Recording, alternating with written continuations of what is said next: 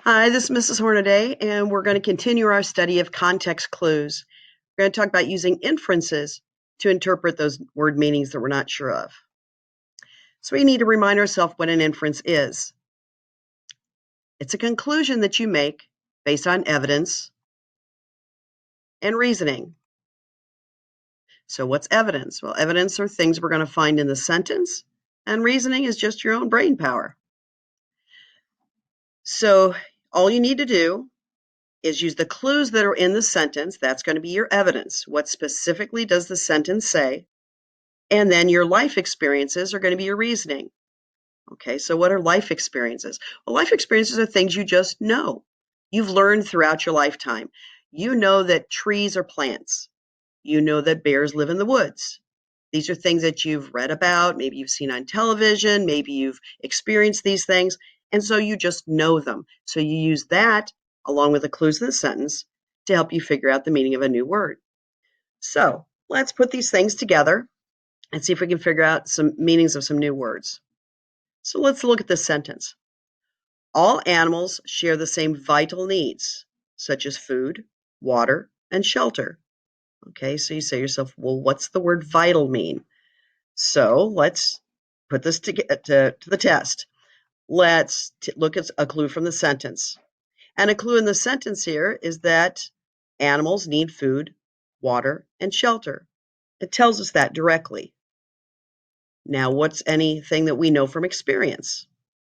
Well, we know that humans are animals and that without those three things, food, water, and shelter, we would die. So you say to yourself, well, vital must mean then it's something needed in order to survive. So the vital needs, such as food, water, and vital meaning they need those in order to survive. Okay, so we were able to figure that out. Let's try another one.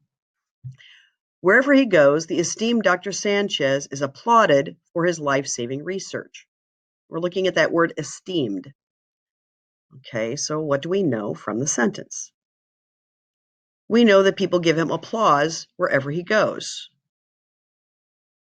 We know that his research has saved people. That's directly from the sentence there. So what do we know from experience? Well, people get applause when they've done something well.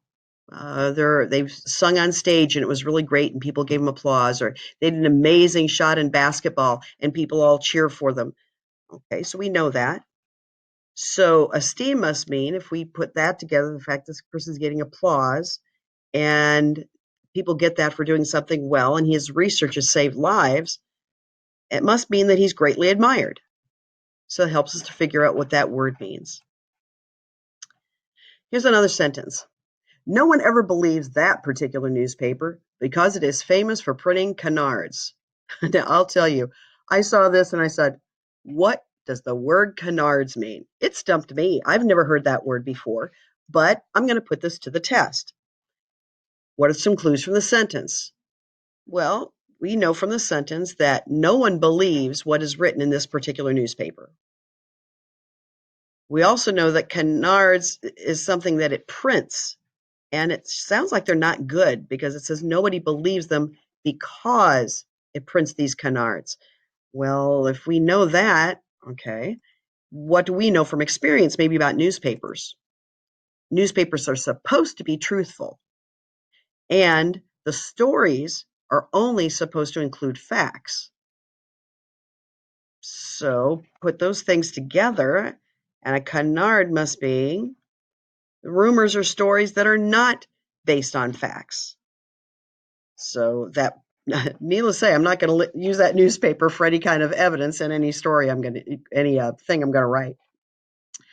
And one last one. The haberdashery was Lou's favorite place. He loved shopping for nice suits. The people who worked there were so kind and helpful. Well, clue from the sentence. It's a place that he's going to buy suits. And what do we know from experience? Well, suits are things that men wear. So then what is a haberdashery? It must be a clothing store for men. So again, as long as you use the clues that are in the sentence, your life experience, You're going to be able to do that. So just remember this math equation. Yes, I'm going to use a math equation here. So got a little math guy up here. If we think about sentence clues, and we're going to add those to your life experiences, we're going to be able to learn unfamiliar words. So think about applying that this week in the lessons on MobyMax. Good luck, Lines. You can do this.